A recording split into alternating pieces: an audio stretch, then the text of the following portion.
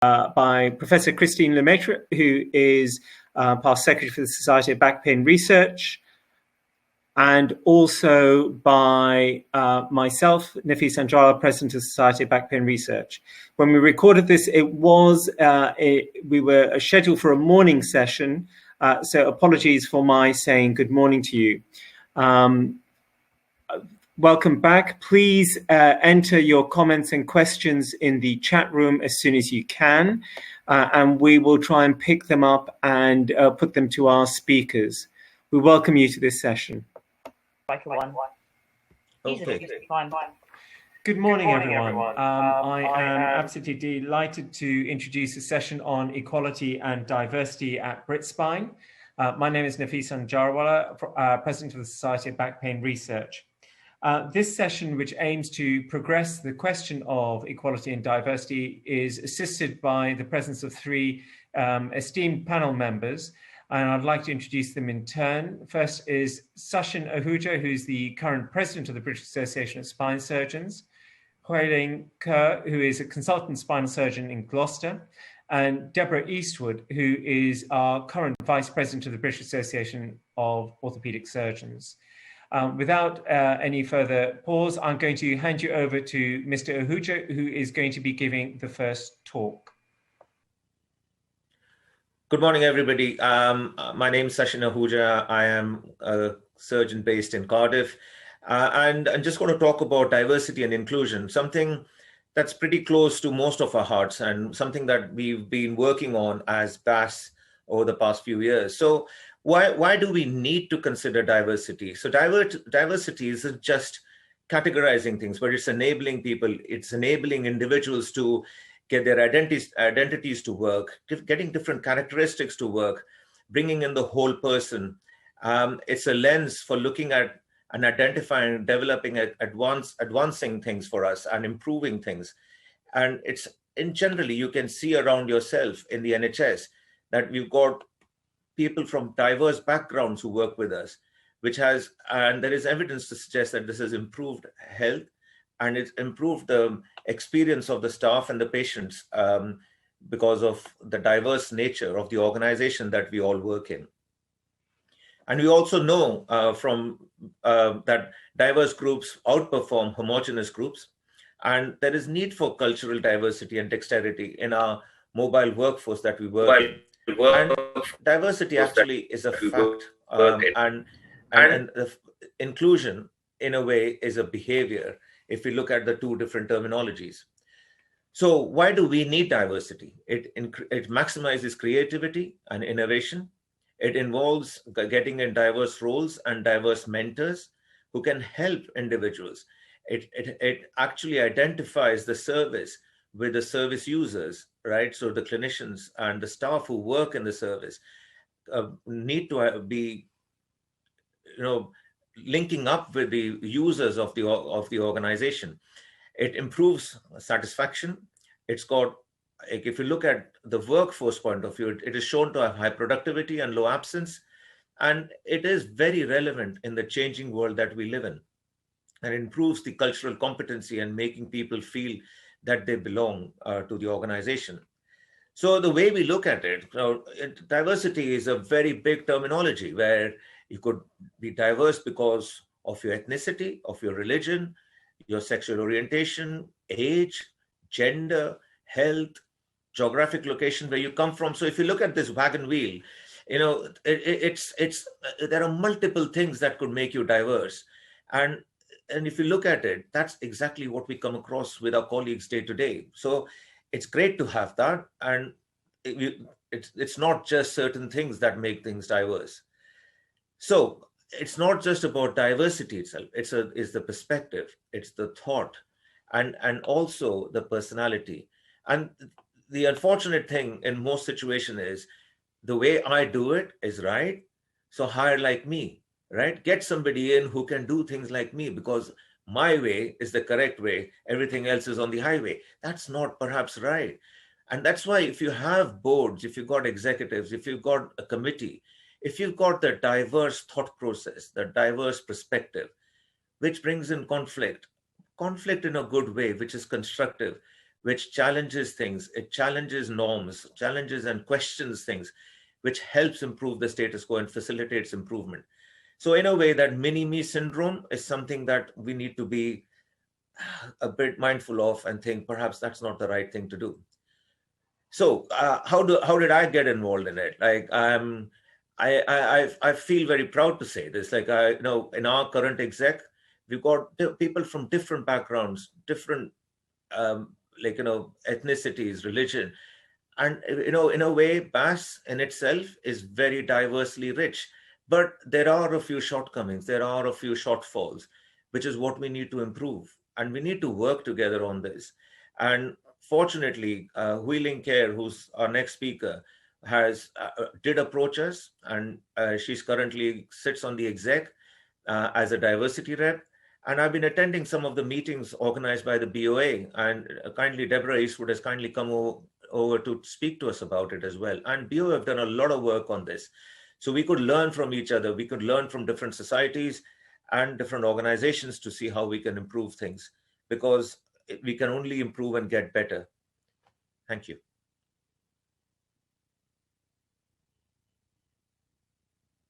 Hello, everyone. My name is Hui Ling Ke, and I'm here to talk to you about diversity in spine and also women in spine surgery. So I was appointed as an orthopedic spine surgeon a year ago in Gloucester. I'm the BAS diversity rep, and I belong to 3 minority groups. I'm female, I'm Chinese, and I'm also a member of the LGBTQ community. So when I think about diversity, I think of our society as being composed of many different elements, and you can imagine its antithesis is homogeneity. And I agree with Sachin that when you look around our membership, we are quite diverse in terms of race and religion, but when it comes to the gender split, we still have work to do.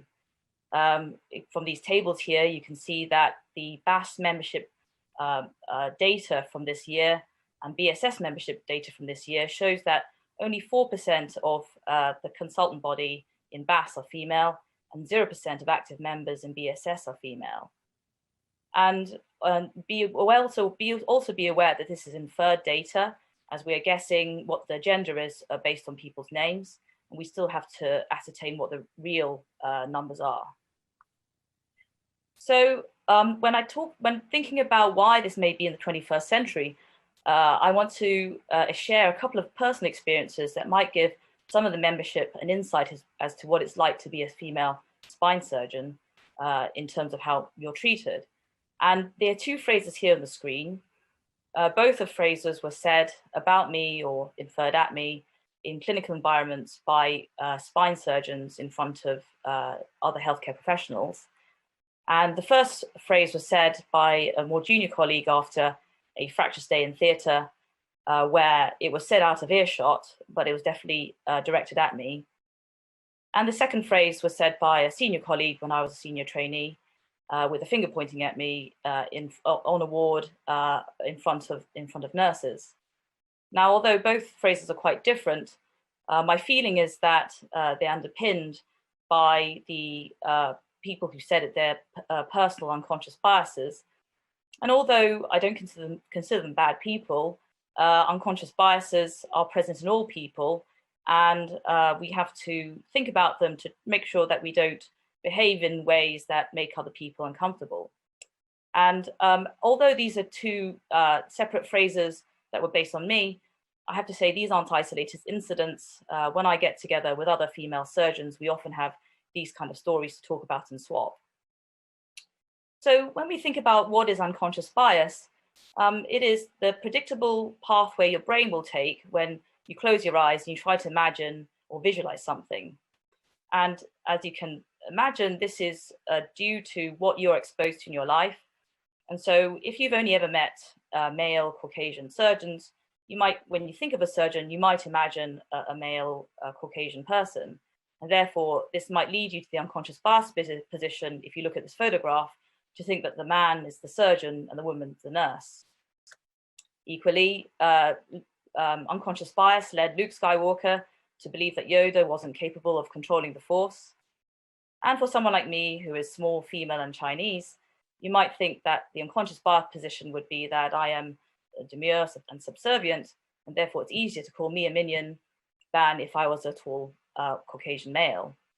Equally, because I'm, again, female, you might think that I'm not worthy or deserving for the position of authority I have in theatre, and therefore it's easier to use hate speech against me than if I was a tall Caucasian male. So clearly, there's something that we need to change about our culture to make it more welcoming to women. And I think part of that change, we need to establish what is the status quo. We need to collect data and find out where we are. And here we're actually really far behind the other specialist societies, such as the British Hip Society or the British Limb Recon Society, who already have their demographic data mapped out. I'd also encourage all of you to think about your own unconscious biases, and please be aware, these are hardwired into our brains because of the primal response to distinguish friend from foe. And therefore, it takes a lot of thinking to bring it into the conscious sphere. And this is where conscious cognition, or thinking about thinking, comes about. And so we all have a responsibility to think about this. Equally, and even maybe more importantly, I'd invite all of you and all of us to treat each other with dignity, respect, and civility, no matter what our station is in life and where we come from. Finally, as part of this, we have a call to action where all of you can participate. We're going to be doing some data gathering over the next few months, where we will ask you to let us know what your demographic data is via the BAS membership website. And we've also set up a diversity group, and I'd invite all of you to join. The email's here, diversity@spinesurgeons.ac.uk. And please look out for future diversity BAS webinars we're planning. So in the summer of this year, we're hoping to set up a webinar where David Salou has agreed to come talk to us. For those of you who don't know him, he's a colorectal surgeon who unfortunately was wrongly convicted of killing his patient and then spent some time in prison before he was released and was able to overturn his sentence. He wrote a book about his experience, and he is a fantastic speaker, and even his story about how he came to get his degree and go to medical school is truly inspiring. So I would please encourage all of you to come and join us for that session. And thank you. Hello, and thank you very much for inviting me to talk to you today and to perhaps give a more generalised British Orthopaedic Association view of where we are at the moment in terms of diversity and inclusion. Back in the mid-1990s, my appointment as a consultant surgeon meant that 4% of the consultant surgeons in the UK at that time were women. During my career, as I progressed in the field of paediatric orthopaedics, the hashtag "I look like a surgeon" seemed to be quite true for me, and I was surrounded by female colleagues, including in this picture, the presidents of our European and North American societies. However, 2 years ago, when preparing a talk for the BOA Centenary Congress, I had to take my head out of the sand because I realized that during my career time, the number of consultant female surgeons, or the percentage, had really only improved from 3% to 13%, nowhere near as much as I thought it would have done. And although year on year we are improving, one could argue rightly that the difference between 12.9 and 13.2 is small as a percentage, but actually does represent quite a group of female surgeons. Sadly, of course, this graph is very familiar to those of us in trauma and orthopedics. We are the worst of the worst in terms of employing females as consultant surgeons in our specialty. But are we improving? Well, over the decade from blue to orange, the Health Education England statistics do suggest that the percentage women at each grade in trauma and orthopedics has improved significantly. And although 2020 showed a small drop in the core trainees, it didn't in the specialist registrars and the consultants. So I think it is true that there is a question that we may be losing our core trainees, but we are not losing our SPRs. There is nothing to suggest that the women who are SPRs now won't go on to take the exam successfully and be appointed as consultants. And if we look at the British Orthopaedic Association membership, overall, 13% of us are women, but that does include different groups. But if we look at the consultant members, 9% of us are women, showing at least that our women are engaged in the British Orthopaedic Association as an association. And if we look at the early years consultants, we find that 30% of the female consultants are within 5 years of their CCST. So the times they are changing, but change does take time, and it needs a lot of people coming in at the lower end to change the percentage. That will not change overnight. So let's not worry about the percentage of female surgeons at consultant level. Let's look at what the recent BOA survey showed us from January. We had nearly 1,500 responses. And what do we think about the data simply in terms of gender? Well, the affiliate group of our membership is mainly physiotherapists. So not surprisingly, 65% of our affiliate members are women. But 42% of our medical students are women. And if we look at our foundation year trainees and our CCT, post-CC trainees, then there's a steady 20 to 25% of the people who responded to this survey and are members of the BOA are female. And that would fit with the Health Education England statistics. Consultant-wise, 7% of those who responded were women. And our SAS surgeons fare even worse, with only 4% being women. But as our previous speakers have highlighted, gender is only one, and you could argue one small part of diversity, and ethnicity and many other protected characteristics are important too. Here, the BOA data is not so good. But in response to our concerns, we did ask our membership earlier this year. The 30% response rate was the best of the surveys we've done recently. Some people skipped some questions, it is true, but we also had some honest and some candid replies and some very informative free text comments.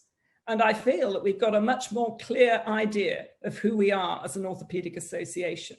On a very simplistic basis, for example, we know more about disabilities such as discussing deafness or the autistic spectrum disorder. We now know that 3% identify as being LGBTQT. We know a little bit more about your ethnicity and your upbringing. So there's still a lot of data to analyze, but we need more, and we need more members to respond. What do we know about the ethnicity data? Well, NHS England has looked at the trauma and orthopedics ethnicity data. And not surprisingly, white Caucasians account for almost all the consultants. But not surprisingly also, those who identify as Asian or British Asian make up a large percentage of our staff grade specialty doctors and associate specialists, the people who do a lot of the work for our specialty in the NHS. But what's also interesting now is that the Asian or British Asian group are the largest ethnicity group in core training, and they're still quite well represented at registrar level too. But disappointingly, but not surprisingly when you look around us, the Chinese or the Black or Black British trainee is hardly there.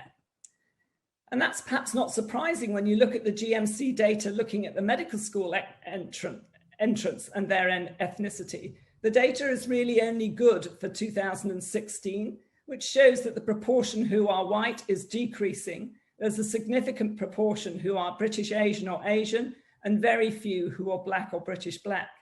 So it's very difficult to appoint a Black or British Black trainee to a registrar post when they're simply not there. And that's an area that we obviously need to address. So back last June, the BOA launched their sort of strategy and action plan with a vision to attract and inspire the best, to lead the profession to challenge the status quo and stimulate change. And we identified 5 priority areas where we felt we would be accountable to our membership. And our priorities are to define who are the underrepresented groups and commit to addressing their underrepresentation. We want to strengthen the diversity of the BOA leadership so that it better represents not only our membership, but also our patients. We do need to increase the diversity of the chairs, the speakers, and the guests at our Congress, not only the BOA, but in the specialist society meetings too. And we certainly need to increase awareness of trauma and orthopedics as a career, from medical student to core trainee, and of course beyond.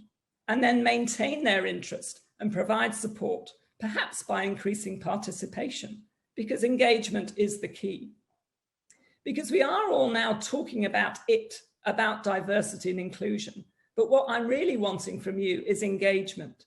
And if we are not reaching the right people, help the BOA understand why, and help the BOA to be accountable for delivering the changes that we want to see, and for ensuring that we establish equity of access so that we are truly a diverse and inclusive orthopaedic association.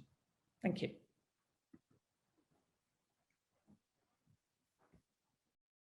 Thank you very much. Can I ask all the speakers to unmute themselves?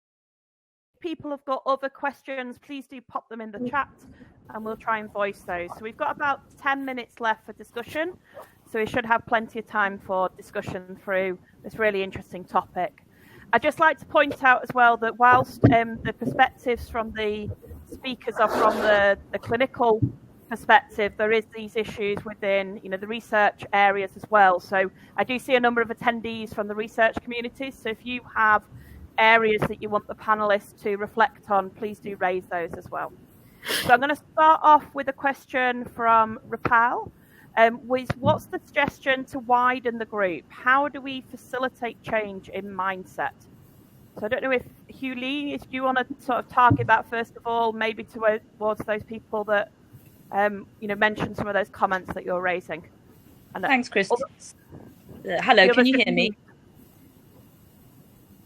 Yes, we can, Wheeling.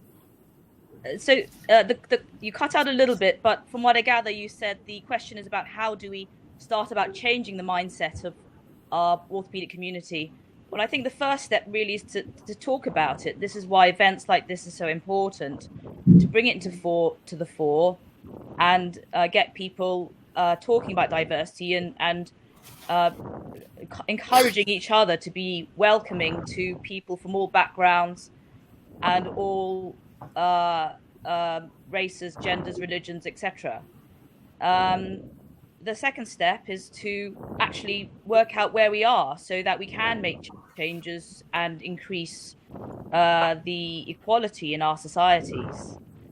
We have a long way to go. And like Deborah brought up in her talk, I think involving the junior doctors in our community of practice is a good way of getting them involved and making them realize that they can be part of our community, because the more numbers that we have apply to become orthopedic surgeons and thereafter spine surgeons, or to go into the science domain, the more likely we'll end up having people from diverse backgrounds coming into positions of leadership, authority, and chairing boards and being leaders in our societies. So, these are my thoughts. Thank you. I don't know whether Sachin or Deborah want to add to that, and maybe you could touch on Tony's question as well. So Tony's asked a very similar question where he was asking, from someone that's not from one of the minority groups, how do you help address these issues without being offensive to people from minority groups? And I think that's a really important aspect as well. Yes, it is difficult, isn't it? Although it shouldn't be. So I think there's a lot of fake news out there. So, for example, I don't like hearing the headline figure of how few of the consultants are women. I much prefer to concentrate on the more positive factors, that it is changing, and 20 to 25% of our specialist registrars being female is a great step in the right direction. It may well not be far enough, but it is there. So I think we should concentrate on the positive aspects there. And then I think I've learned that I have to be extremely careful of what I say, and that the things that I think are a bit jokey and a bit flippant are not always taken that way. And that's coming from someone who should know better. But I think that it's all too easy just to slip into the easy supposed humor or the sort of flippant comment. And perhaps when we had an old-fashioned team structure and you got to know people over a longer time, those comments were sort of just taken as though she's being funny again or she's having a bad day. But if you only ever meet someone once and they don't know that you're joking, then the odd comment about, oh, goodness, you can't possibly do that. It's just taken as read. That's what she said. That's what she meant. So it's these silly little things that we have to keep abreast of to start off with, I think. And then just be there to support, to be a mentor. We've had a lot of debate recently about, do you have to be female to mentor or female trainee? Well, of course, absolutely you don't. So anyone like Tony who's keen to help, please do just step up to the plate and offer your help and be part of the groups and be a champion for your trainees and your medical students, and we will get there. Thanks, Deborah, I couldn't agree more on that. And that's why when you see and I look at it slightly in an enhanced way, yes, we talk about equality, we talk about diversity. I think it's inclusion of who we represent, right? So if like Tony, obviously you represent BAS, so you are included, you are part of it, right? So, okay, you may look at it that proportionally you may be slightly more than what. So looking at Deborah's comment of, 20, 25% or 13% consultants. So does that mean the other 87% don't have to contribute? Of course they have. They're part of it, but we've got to work together. And then going back on that flippant comment remark, I was just, as I was listening, I was smiling, a few days ago, like at home, you feel you can say what you want to say. You're in your home environment. And my son was doing something and I just he said to him, don't be a girl, come on, get on with it. And my daughter told me off big time. She said, how can you even say that? No, but just, it's a fact, isn't it? As you say, there are such stereotypical comments, such remarks that, we've all been through so many times. You've heard it all your life, you've heard that. But, just that context, when it brings that to light, and my own daughter telling me that, I was like, for a minute, I just stopped and I said, you are actually right, what you've just told me. And thank you for saying that to me.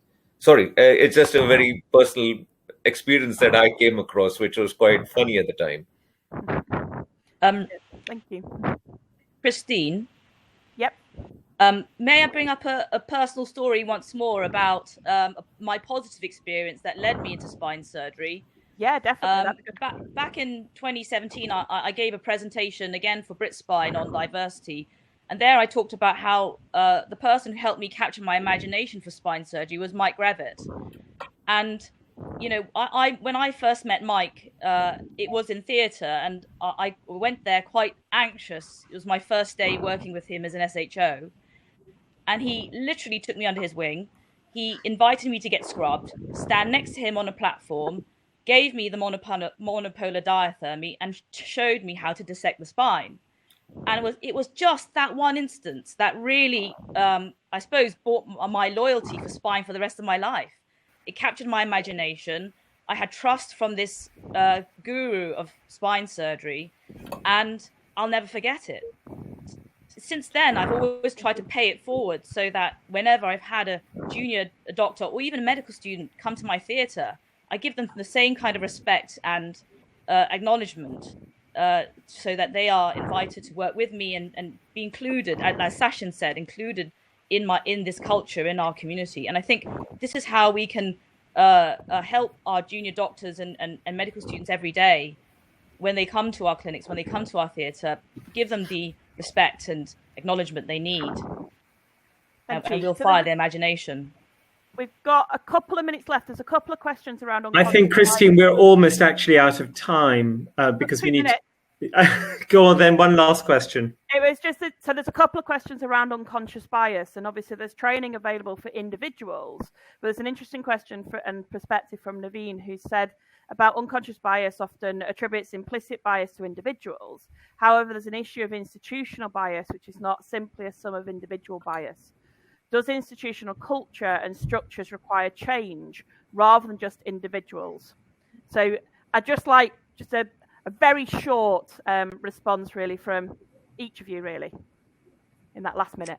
Deborah, do you want to go first? Yes, you're absolutely right. And I'm not saying the BOA has been brilliant at it, but we're definitely trying to do better. And so, yes, it isn't individuals, but we have to change the association. And so please do apply for any leadership position or any committee, and the more diverse welcome you might be. Or you would be. Would be. Thank you. And We've got time for one other speaker to give one last line. We're not, Nafisa. No, we haven't, because I just want to mention just very quickly, thank you very much for all our speakers. There have been some comments about active bystander training and cultural competence.